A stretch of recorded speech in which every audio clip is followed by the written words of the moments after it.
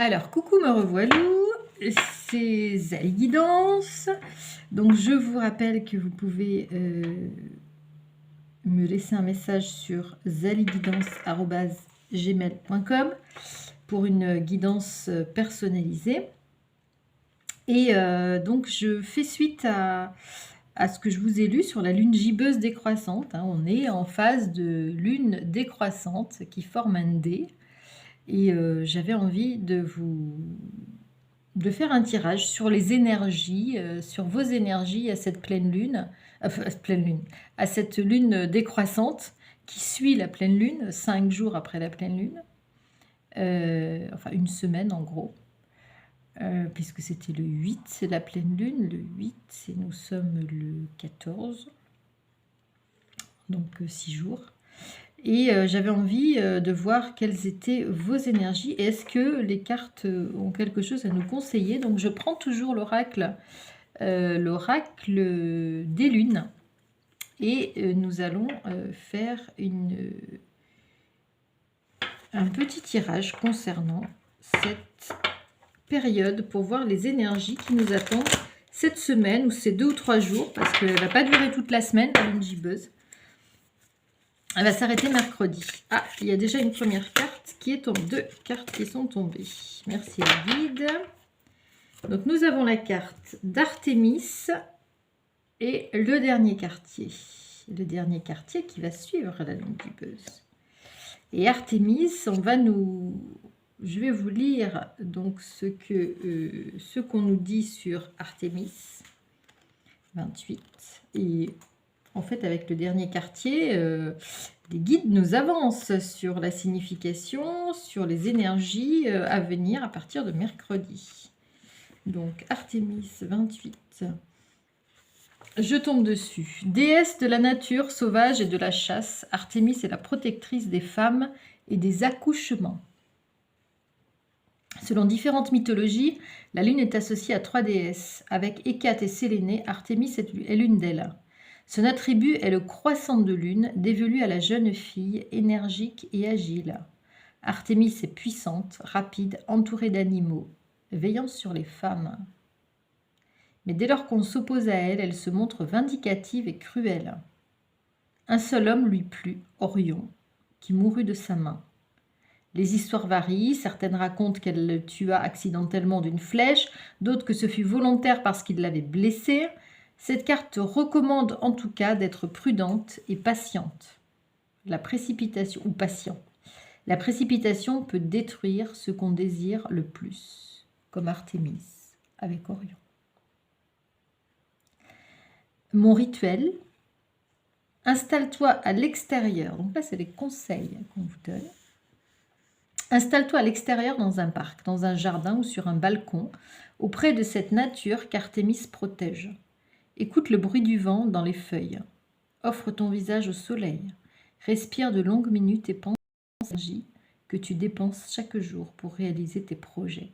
Cette course contre la montre qui est la vie, qui est ta vie. Pense à ralentir et tu retrouveras sérénité et créativité. Donc je pense que la carte d'Artémis fait directement allusion à ce que je vous ai lu précédemment sur la lune gibbeuse, à savoir que nous sommes dans une période post-pleine lune qui nous demande de souffler, de ralentir le rythme, de retrouver notre calme, de retrouver notre énergie tranquille, plutôt la force tranquille, et de se poser. Et je dirais de regarder un petit peu ce qu'on a construit, de regarder là où on en est dans nos projets. C'est pas le moment de foncer en ce moment. C'est le moment de faire le point avant de passer une autre étape. Voilà. Voilà ce que je vous conseille, voilà ce que nous conseillent les guides à travers cette carte. Voilà, et puis on a l'énergie du dernier quartier qui va commencer à se manifester mercredi. Donc c'est super sympa, les guides qui nous avancent au cas où je ne ferai pas un tirage sur le dernier quartier. On nous propose de vous en parler.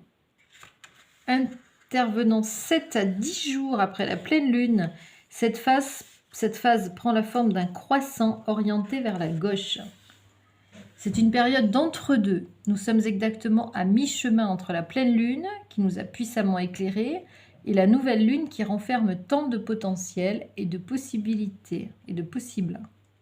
La lune est de moins en moins lumineuse, elle perd de sa puissance et de son énergie. Elle rentre dans l'obscurité. Tu vas peut-être être tenté de faire comme elle, de t'appuyer sur pause et d'appuyer sur pause. Il est certes nécessaire et salutaire de ralentir, mais mieux vaut ne pas t'arrêter complètement.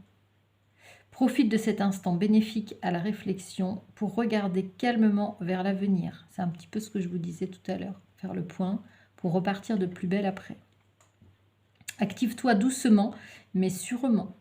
Un nouveau cycle lunaire va bientôt commencer. Tu dois t'y préparer. Le dernier quartier est le bon moment pour faire le ménage, dire au revoir, laisser filer ce qui ne te rend plus heureux, t'alléger. Mets à la poubelle tout ce qui attire de la négativité dans ta vie. Prends conscience que chaque chose a son temps propre. Dis-toi que tout se passe toujours au bon moment, même si c'est parfois frustrant. Il faut te défaire des choses qui ne t'apportent rien. Ainsi, tu seras plus à l'aise pour manifester tes vœux lors de la prochaine phase de la nouvelle lune et tu entameras ce nouveau cycle en étant plus légère et purifiée.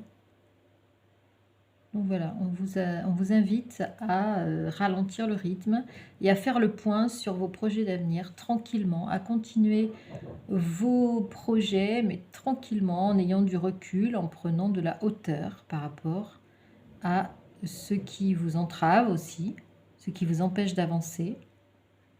Et en somme, une phase d'introspection, d'analyse avant l'action pour la nouvelle lune dans quelques temps.